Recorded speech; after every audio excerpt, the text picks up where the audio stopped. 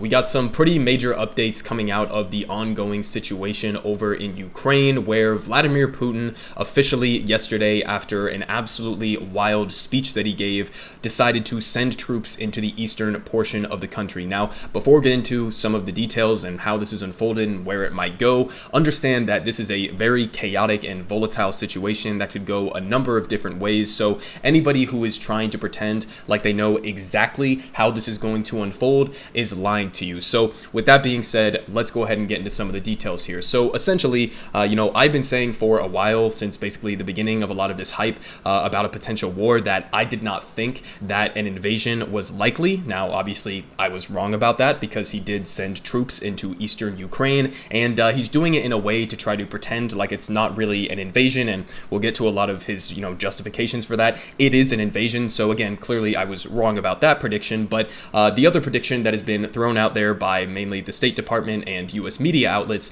is the potential for him to invade all the way to Kiev and basically occupy the entire country. Now, that possibility still does not seem like it is going to be likely, okay? I think that would be logistically, politically, economically, completely infeasible for Russia to invade the entirety of Ukraine. But with that being said, let's go ahead and get into the details of exactly what they have actually done here. So from the Washington Post, just a little bit of a breakdown here. They say Russian troops enter Ukrainian territory on Monday evening after Russian President Vladimir Putin recognized breakaway territories of Donetsk and Luhansk in eastern Ukraine as independent. He sent what he called peacekeeping troops into the region, only parts of which are controlled by pro-Moscow separatists. So this is the roundabout way that he is deciding to invade Ukraine, okay? He is basically saying, no, I'm not, invading sovereign territory that belongs to Ukraine, which it does. He's saying these territories in the eastern portion of the country,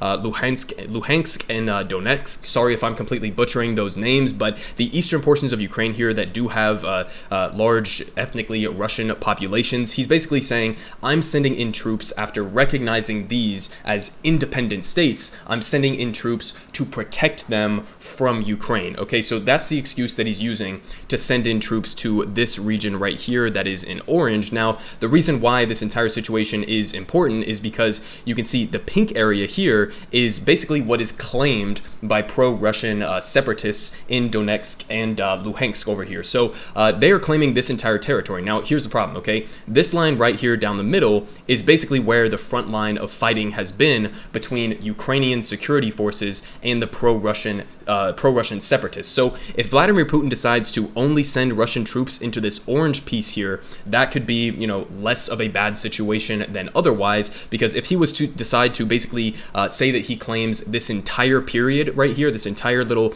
pink area right over here to the east or to the west of these initial locations, if he decides to break this line of conflict right here down the middle, then that would basically guarantee a direct militaristic conflict with Ukrainian forces, which would then inevitably lead to a larger scale war. So that's the current situation. Obviously want to avoid Putin claiming or trying to send troops into this pink area right here, but if he stays relegated just to this eastern portion right here, it seems like you could still have the potential for diplomacy on the table to avoid that broader conflict. So that's the main question of what is going to be happening right now. Again, still don't know exactly what Putin is trying to claim as independent territory, or if it includes, the entirety of the Donbass region over here, or does it only include these limited portions that are actually held by Russian separatists. It's a lot up in the air right now that we really don't know the answers to yet, but a little bit more details. They say the Kremlin said Tuesday that its recognition of two separatist enclaves covers areas controlled by the Ukrainian government,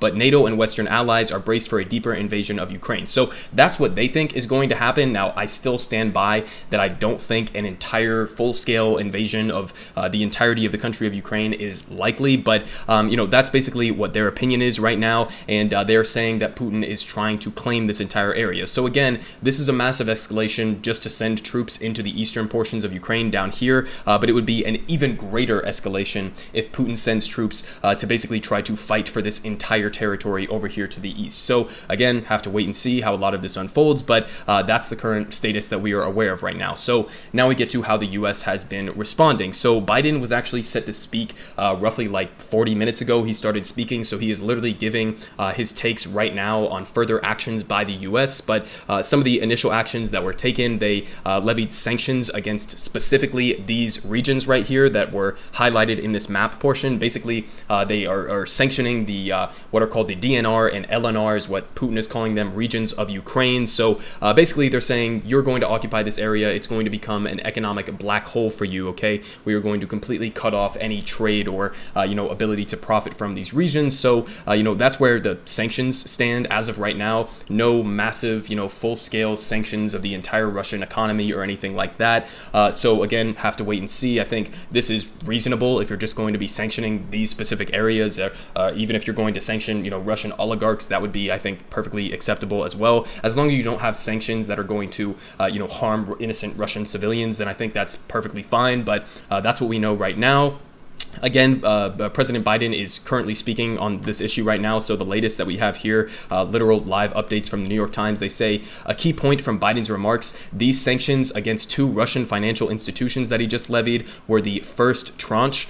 So the White House wants to reserve the ability to take additional actions if Russian forces move deeper into Ukraine. So it seems like Biden is trying to be somewhat more reserved on sanctions right now, but we'll have to see again how this all unfolds. If Putin decides to invade the entirety of Ukraine, they'll basically cripple his entire economy. So that's part of the reason why I don't think that he's likely to invade all the way up to Kiev, because it would be not only expensive to do so, and you'd have to spend thousands and thousands of Russian troops to get to that point in the first place, but then you would also have to fight a subsequent counterinsurgency that would be damn near impossible for Russia to sustain, especially if they are being completely slapped into oblivion with massive crippling sanctions. So again, I don't really think a full-scale invasion is that likely, but Putin has put himself in an absolutely shit situation right now with these new sanctions coming out. So again, another piece of this that we had to pay attention to was the Nord Stream 2 pipeline that would have sent fuel from Russia over to Germany, and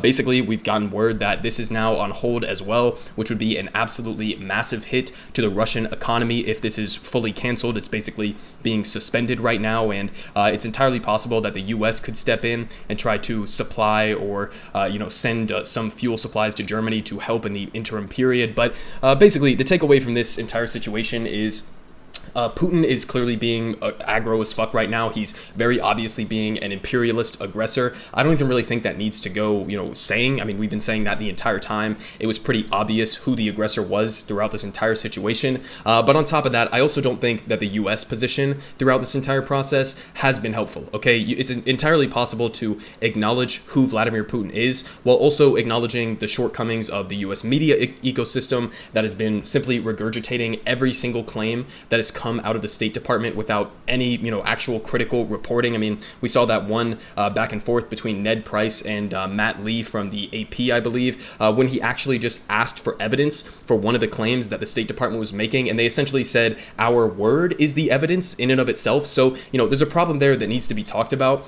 how the U.S. media system will just, regurgitate these talking points straight from the State Department. And it's not just my opinion on that. We've had actual Ukrainian officials who have come out and said both the U.S. media and the U.S. State Department have on multiple different occasions gotten the intelligence wrong about the specific dates or the nature in which an invasion would take place. And they've basically been calling us out for being escalatory in this entire situation. So it's both good and necessary to acknowledge the shortcomings of the U.S. media, the shortcomings of the State Department throughout this entire process, while also acknowledging that, yes, Vladimir Putin is a dictator oligarch who is absolutely being an imperial aggressor in this situation. So a lot that is yet to be seen. A lot is still up in the air. What type of invasion is this going to look like? Is he going to just stop in these eastern portions? Is he going to try to directly militarily fight it out with Ukraine in those further western portions of the Donbass? It's a lot that's still up in the air and yet to be seen, but I will keep you guys updated as best that I can throughout this entire process.